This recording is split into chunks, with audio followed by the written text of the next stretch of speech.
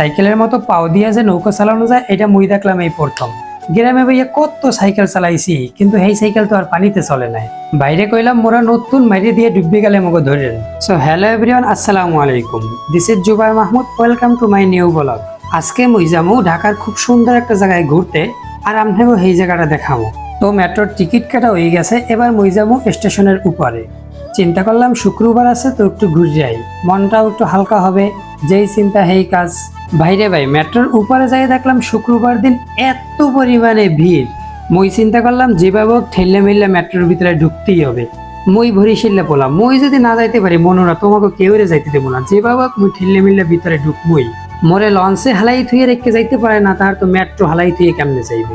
যেভাবে হোক মেট্রোর ভিতরে ঢুকতেই হবে, এইটা মনে মনে শক্ত প্রতিজ্ঞা হইয়া অপেক্ষা হরতে হরতে দেখি মেট্রো চলে আইছে। দেখেন মেট্রোটা এত বড় দেখে মোর মনে একটা সাহস আইছে যে না মগো লঞ্চের নাহান একটা মানুষও হালাই রেখে মেট্রো যাইবে না। এখন কথা হয়েছে মুই মেট্রোতে যামু কই, না না এইটা তো আগে কওয়া যাইবে না। যাই হোক কষ্ট করে মেট্রোতে উঠলাম এবং মেট্রো থেকে নামলামও। এবার মোর গন্তব্য স্থানে যাইতে হলে এহিন্দে একটা রিক্সা নিতে হইবে। কইতে না কইতে নিচে আইয়া রিক্সা একটা পাইয়ে গেলাম। রিক্সাওয়ালা মামার সাথে দামাদামি হয়ে মুই রিক্সায় উঠে গেলাম। রিক্সাওয়ালা মামা রিক্সাটা এত জোরে চালাইতে হলে মুই বুঝছি মামার হিসু ধরছে। মামারে জিগিলাম কি মামা হিসু ধরছে? মামাই কইলো না হিসু ধরে নাই, আমনেগো নামাই দিয়ে মোর আরো ভাড়া মারা লাগবে। যাই হোক রিক্সাতে নামে গেলাম। এবার আমনেগো মুই দেখামু কই আইছি। এই যে দেখেন ডিয়াবাড়ি লেক ভিউ। সত্যি বলতে আগে মুই জানতাম এটার নাম দিয়াবাড়ি, এখন দেখি ডিয়াবাড়ি। ভিতরে ঢুককেই দেখি এই যে হেই পপুলার ডিয়াবাড়ি লেক। আবার এখানে মানুষের নৌকো নিয়ে ঘুরতেও আছে। মানুষের তা দেখে মোরও মন চাইলে নৌকায় একটু ঘুরি। লেকে যখন ঘুরতেই আইছি তো নৌকায় কেন উঠবো না। টিকিট কাটার পরে মামাই মোরে নৌকা দেখাই দিছে, ওই নৌকাটায় মোরা যাবো। মামারে জিগাইলাম মামা ওই নৌকাটা আনমু কেমনে? কয় মামা আমনের কোনো চিন্তাই হরতে হইবে না, নৌকা মুই আনিয়ে দিব। আহারে ওদিকে মানুষে চড়তে আছে, মুই কোন সময় চড়ব? মামাই কয় আফসোস করেন না, আমনের এই যে নৌকা চললে আইছে, এবার নৌকাটা একটু ময়লা আছে, নৌকাটা পরিষ্কার করে আমনেরে মুই দিতে আসি। মামারে কইলাম পরিষ্কার করে জলদি দেন, আগে মুই লেকের মাঝখানে ঘুরতে যাবো। এই যে ফাইনালি মুই নৌকায় উঠতে বললাম। ট্যাংটা না নৌকায় উঠে মুই বুঝলাম না মুই নৌকায় উঠছি না সাইকেলে উঠছি।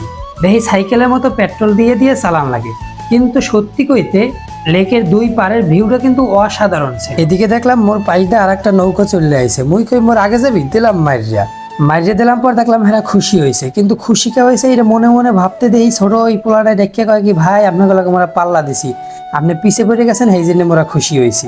নৌকা চালাইয়া পাল্লা দিয়ে অনেক কষ্ট হয়েছে, এই জন্য এখন আইছি খাইতে। শরীরে এনার্জি বাড়ানো লাগবে, আর নইলে পরবর্তীতে তো আবার কারোর সাথে পাল্লা দিতে পারবো না। খাইতেই দেখলাম অবাক কাণ্ড। একটা খোলা মাঠের ভিতরে সব চেয়ার টেবিল আর মানুষ আর দুই পাশে খালি দোকান। চিন্তা করলাম মানুষে কি খালি খাইতেই আয়, এতটা মানুষে পায় কই? মুই তো একবেলা খাইলে আর একবেলা না খাই থাকার চিন্তা করি কিভাবে টাহা বাঁচান যায়। যাই হোক এইদিকে দেখলাম অক্টোপাস, কাঁকড়া আরো অনেক রকমের মাছ, কিন্তু এত মাছ যে খামু মোর দ্বারা তো এত টাহা নাই। এই মাছগুলো আমি রাইন দেয়া বাইজ দিয়া পুরিয়া যেভাবে ইচ্ছে সেইভাবে খাইতে পারেন, শুধু হেগোদারে কইলেই হইবে। কিন্তু মোর দ্বারা তো অত বড় লোকই খাওয়ান না টাহা নাই। মুই সেই জন্য ছোট্ট করে এক পিস হাঁসের গোস্ত অর্ডার দিছি। এখন কথা হইতে আছে হাঁসের গোস্ত তো আর হুদা খাওয়া যাবে না, হাঁসের গোস্ত লাগে ছোট্ট সাই দুটো লুচির অর্ডার দিলাম। হাঁসের গোস্ত আর লুচি শেষ করে এদিকে আইয়ে দিই ও মা নৌকা দিয়ে গলায় দড়ি দিয়ে ঝুলতাছে। নৌকা গলায় দড়ি দিয়ে ঝুলতেছে আর নৌকার উপায় দিয়ে মানুষও ঝুলতেছে আর মজা নিতেছে। মই চিন্তা করলাম সব মজাই তো নিলাম, তাহলে এই মজাটা বাদ রাখুন। দৌড়ে যেয়ে দুইটা টিকিট কেটে হালাইলাম। টিকিট কেটে সোজা সিঁড়ি বেয়ে দৌড়ে যেয়ে নৌকায় উঠলাম। এখন নৌকায় উঠে ঝামেলায় পড়ছি, কোন জায়গা বমু, কোন জায়গায় বইলে আসল মজাটা পামু। তখনই মনে পড়ছে মুই তো বরিশালে বইয়ে নৌকার আগায় চড়তে অনেক মজা পাইতাম।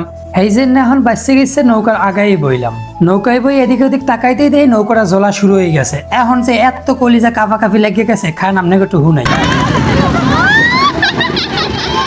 চিল্লানি শুনছেন, মানুষ চিল্লায় না বিলই চিল্লায় কিছু বোঝা যায় না। যাই হোক দিয়াবাড়ি ঘোরা শেষ, এই জন্য আবার বাড়ি যাওয়া লাগবে। আর বাড়ি আইতে হইলে এই যে মেট্রোর এই যে কম্পিউটার চেপে মোর টিকিট কাটা লাগবে। আপনারা যারা কম্পিউটার টিকিট কাটতে পারেন না, হ্যাঁ মোর এই ভিডিও দেখে শিক্ষালাম কেমনে কম্পিউটার মেট্রোর টিকিট কাটতে হয়।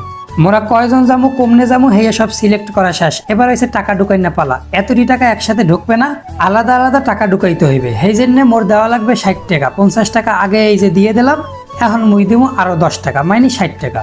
টাকা দেওয়া শেষ। এবার দেখেন মোর টিকিট ঢুকা বাইরে এই যে চলে আইছে। যাই হোক মুই মোর বাড়ি যাই আর আপনাকে তার এক কথা বললে যাই। মোর ভিডিও যদি ভালো লাগে লাইক করে শেয়ার করে পাশে থাকবেন এবং নিয়মিত মোর ভিডিও দেখবেন। বাই বাই, আল্লাহ হাফেজ, আসসালামু আলাইকুম।